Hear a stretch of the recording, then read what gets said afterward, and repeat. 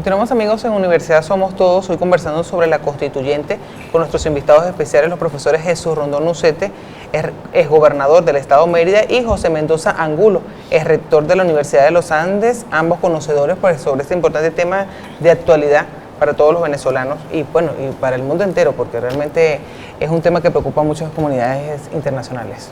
Sí, conversábamos fuera de cámara que cuando se aprobó el texto constitucional, que está vigente todavía en el día de hoy, y que fue sometido a una reforma que no fue exitosa por el presidente Chávez en el año 2007, cuando se aprobó ese texto constitucional, apenas un porcentaje minoritario de las personas en el país votaron a favor.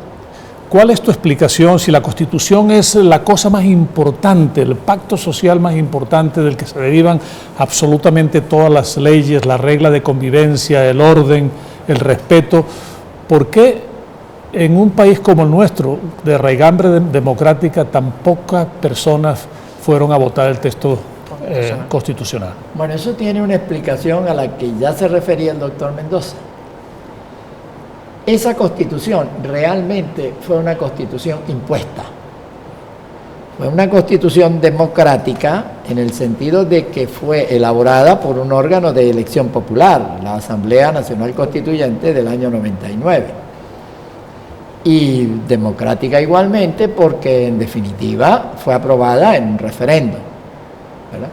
Pero esa constitución solo representaba el pensamiento de un sector de la población, que podía ser en aquel momento mayoritario, sector mayoritario de la población.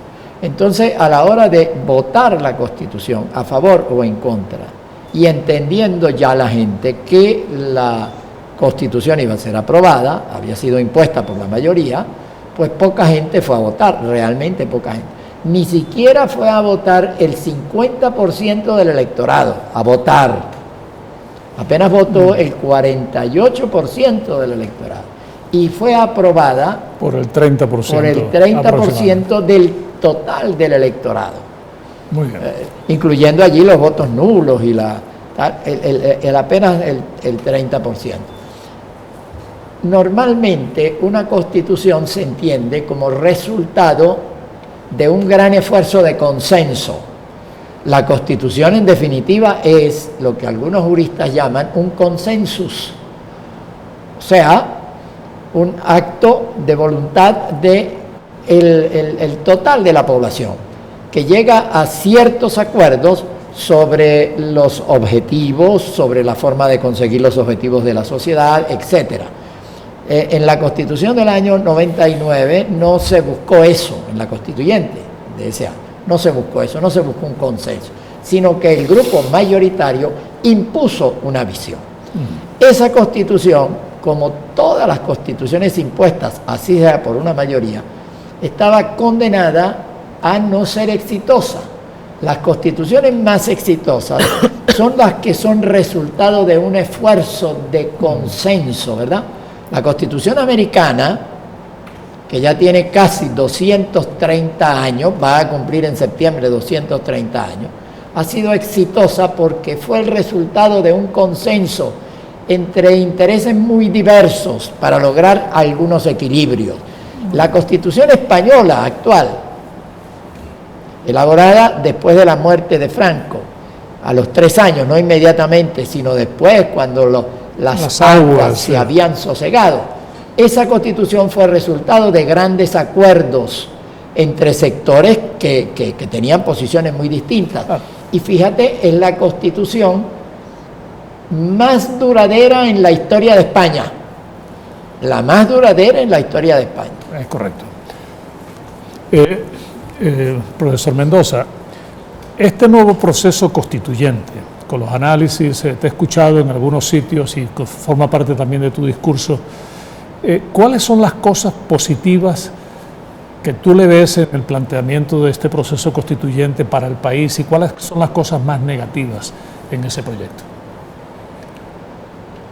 Yo tengo que declararme aquí como una persona sumamente prudente en lo que se refiere a la realización de asambleas constituyentes.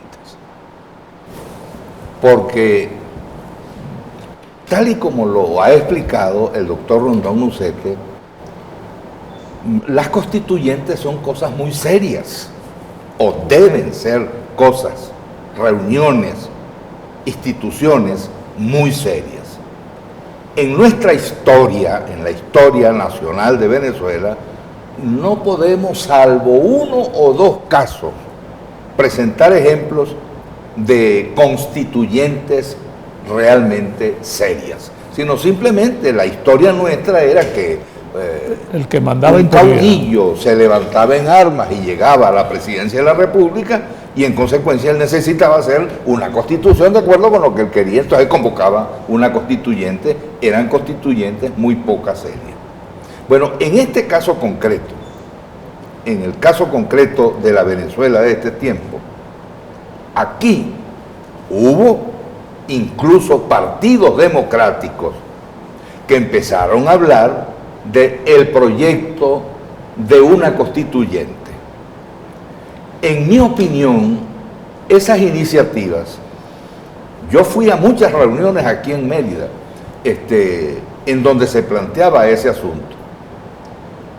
Creo que un grupo del Táchira, animado por Enrique Colmenares Finol, fue tal vez el de los distintos grupos de Venezuela que con más seriedad abordó un nuevo proyecto político para el país. Pero cuando yo le pregunté a mi buen amigo Enrique Colmenares Finol, yo quiero ver cuál es ese proyecto, dónde está esa constitución que se va a someter, resulta que no existía. Y en este momento no existe y el gobierno no la tiene, deben estar por allí varios Herman Escarrá trabajando a toda prisa para ver si sacan un proyecto, pero no lo tienen. Entonces, ¿por qué se pensaba en una constituyente? Porque la constituyente tiene un poder sobre los poderes constituidos y en consecuencia una constituyente podía perfectamente, como se hizo aquí, bueno, decretar la muerte del Congreso Nacional de Venezuela. O extender un y periodo. Ustedes se acuerdan que en el año 2000, creo, hubo una mega elección para la relegitimación, se dijo, de todos los poderes. Pero muchos, incluso algunas fuerzas democráticas, dijeron para salir de Chávez, pues hay que convocar una constituyente porque el constituyente tiene esta facultad. De tal manera que por ese motivo yo fui aprensivo a la idea de la constituyente. Por cierto, cuando se presentó esta convocatoria, yo llamé a mi buen amigo Enrique Colmenares Finol al Táchira, a San Cristóbal, le mandé un correo, le mandé una carta diciéndole: Enrique, ustedes que tienen años trabajando en esto y que tienen firmas recogidas, ¿no creen que podrían a lo mejor presentar ante el Consejo Nacional Electoral la alternativa en la que ustedes estaban presentando para oponerla a esta que el gobierno quiere sin referéndum preliminar para preguntarle al pueblo si lo quiere, y tampoco quieren el referéndum de aprobación de la... Es decir, ellos lo que están es montando, digamos, frente a esa situación, pues uno tiene que ser supremamente cuidadoso, y el deber en este caso ético, no solamente político, ético de quienes tenemos algún grado de conocimiento, es advertirle a la gente que si aquí se realiza esa constituyente es para establecer un régimen dictatorial absoluto frente al cual los venezolanos no tendrán el valor de nada. No tuvimos referéndum revocatorio, que estaba en la Constitución. Mucha gente critica con toda la razón, opina con toda la razón, de que no importa qué tipo de constitución tengas, puede estar muy bonita, muy bien redactada, el respeto a los derechos humanos, el respeto a la autonomía universitaria, y luego ese texto constitucional se vuelve sal y agua. Y realmente los gobernantes pasan por encima del texto constitucional. No pudimos tener el referéndum revocatorio Los altos personeros del gobierno dijeron que para qué íbamos a hacer elecciones de gobernadores, que eso no se requería, que no había el ambiente, y las de alcaldes tampoco van a ir, pero ahora hay el ambiente, están las condiciones dadas para que un país que necesita consensuar un nuevo proyecto de constitución en este momento de polarización excesiva, donde las voluntades están alteradas, donde los odios están sobre el tapete, este es el mejor momento para que nosotros nos aboquemos a la redacción de una nueva constitución. No, no, en absoluto. Mira, comienzo por decir una cosa.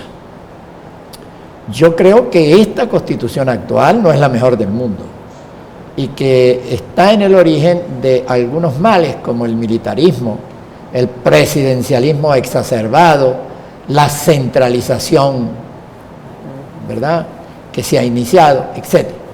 Pero no es el momento de reformarla ahora en plena crisis.